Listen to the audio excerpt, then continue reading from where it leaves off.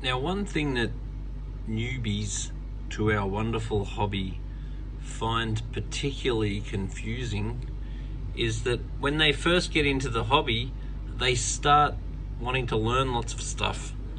And they learn very quickly that everyone's got a different way to do everything. And what I've learned over the years is that most people are neither right nor wrong. Basically, the advice that they're giving may be consistent for their particular circumstance. Though, when you're an aquarium advisor and you deal with hundreds and millions and billions of people with fish tanks, then you learn after a while that there's many ways to skin a cat, I imagine. Not that I've actually ever tried to skin a cat.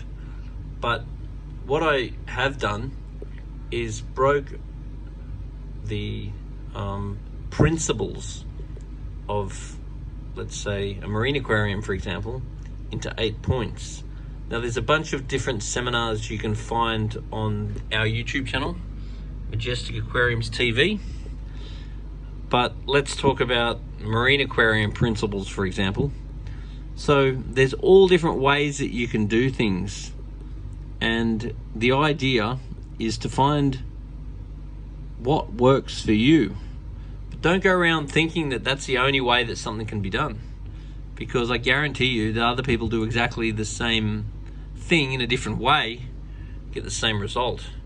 So what this series is, this is the Reef Aquarium Principles series. I've got tropical principles, pond principles, cichlid principles, and so forth that you can find.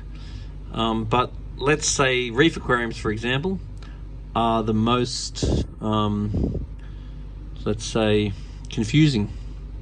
So there's basically 8 rules, and it's our experience that if you understand these 8 rules, it's actually pretty easy.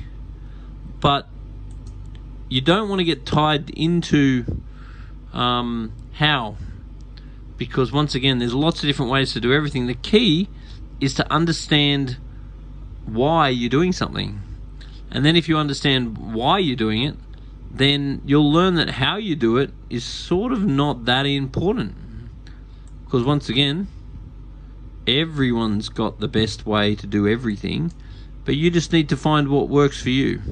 So once again, what I'd encourage you to do is put some time aside to watch this video. I've only posted it recently, but it's a very old seminar. And it goes for like an hour and a half, so give yourself some time. I'd even recommend watching it a few times.